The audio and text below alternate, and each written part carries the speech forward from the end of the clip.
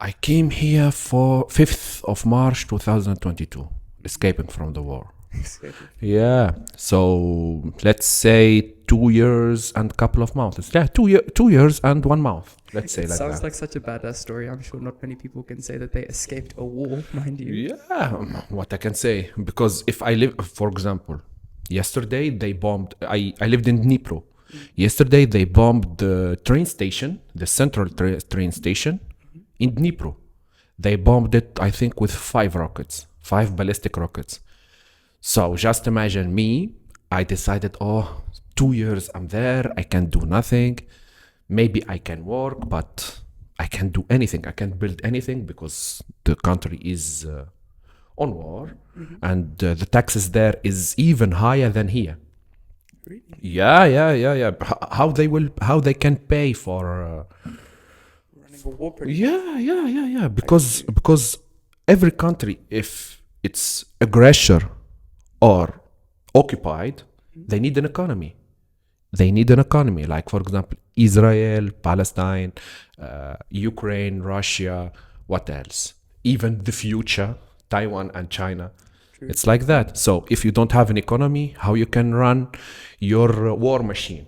So I actually would like to dig into that process a little bit more. What was it like leaving a country that you consider to be a home, a country that you were studying in, all of a sudden so abruptly?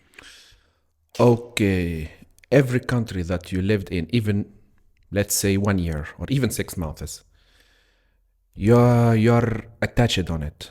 You feel like it's your homeland also. And that I'm not a communist, but like Karl Marx say, your homeland is not where you born in. Your homeland is where you worked, you attached with the culture, something like that. Like for example, Karl Marx, he's German, but he lived in France also. So he feel sometimes he's like even a French. You see, not only that, even Vladimir Lenin, he's Russian, but he lived in Switzerland. And sometimes in his books, he speak a lot of the German and this like the Swiss culture. You feel it even in his lecture, in his books. So let's say I lived in Russia 1 year and 7 months. Yeah, exactly.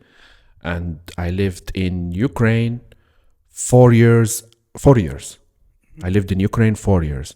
So I feel like in Ukraine it's like my second country. Like I feel this is my country. So I'm not taking sides. If you want to speak about the war, I'm not taking sides because for me Ukraine and Russia, they have the same blood. It's like, for example, Algeria and Morocco have a war. I can't take sides. Even both of them, they got the same history. They are Berber and they are Arabs. Which is You very got what I interesting mean. because in a conversation we had earlier, you mentioned that you are part Algerian, part Moroccan. No, part Sorry. Algerian, Egyptian, Iraq, and Tunisian. Like, You seem to be attracted to wartime countries because it's Yeah. almost like every aspect of your identity and what you associate with is fighting with itself right now. And I just like to go back into a little bit. What were the feelings around leaving Ukraine? okay, it's bad. For me, it's bad. Like, what I can say. Leaving Ukraine after working in American logistics company, after studying dentistry, and even I thought that I will make my internship in Ukraine also. It will be easier for me because I know the language, I know Ukrainian and Russian, so it will be easy. How many languages do you know? 8. Yeah, I list them master out? 5. I master 5. Like I know Arabic, English, German, Russian, Ukrainian, Spanish, Italian, and a bit of Portuguese. Man of many colors, but yeah, please continue. Yeah, okay, I can even explain it. Okay, for example, in Tunisia, we are the native language. It's Arabic and Berber, and let's say Arabic. Also, we study French from the first year, I think, in school. Also, first, second year. Also, the third year, fourth year, in school, we study English. So it's in our culture even. also in our dialect, in the Tunisian dialect, it's a mix. It's not fully Arab. It's not fully Arabic. We have Arabic, we have Berber, we have Spanish, we have Italian, we have a bit of Hebrew also. Really? Yeah. We have a lot of words that originally from other languages, but we destroy it. We make it like a bit Tunisian, so everyone can understand it in Tunisia, of course. So Spanish and Italian because they are connected to French, so it's Just made sense, I guess. yeah. And Russian. If you know Russian because I studied in Russia, and Ukrainian because I lived in Ukraine. So that's it. A little bit of Portuguese because I had the passion when I was like 22 years old to study also Portuguese because I already know Italian and Spanish and French. So let's try Portuguese, but it was a bit hard. Portuguese is a really hard language. Yeah. So returning to Ukraine, for me, Ukraine is a very good country. It's a very rich country.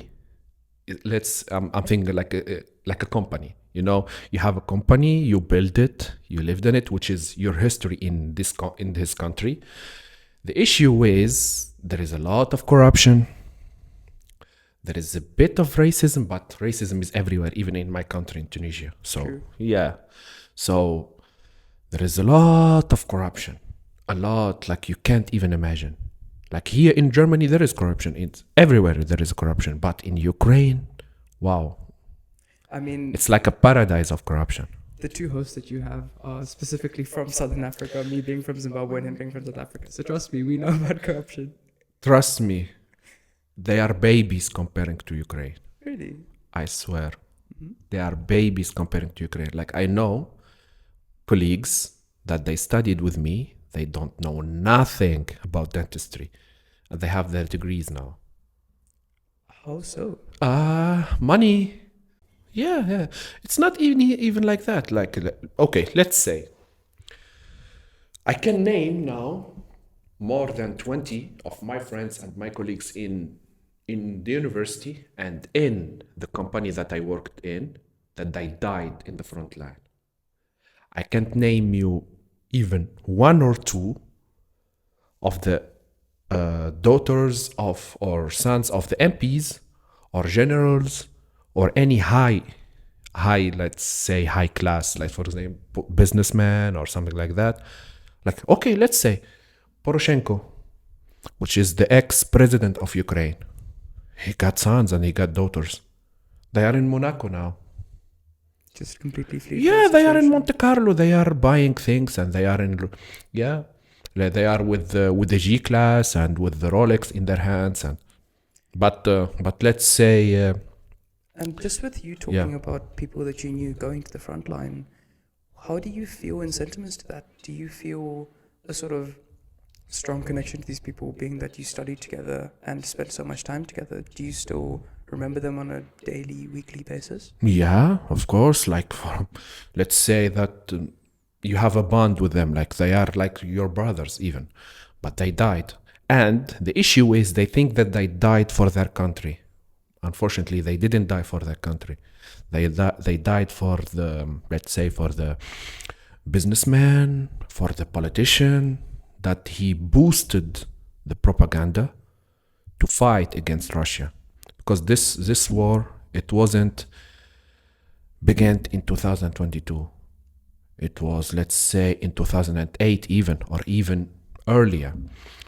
When Putin came here, I think in München, I'm not sure about which region or which city, but I think in München, he came and he said, "You are playing with fire." Yeah, we know that Putin is a dictator. We know that Putin is brutal. He don't care. He can, if Shaq is against him, he will put him in the gulag, or he will exile him, or he will kill him. True. Yeah, but at least he's honest. If he will do something, he will say before that, maybe a couple of days, maybe a couple of years.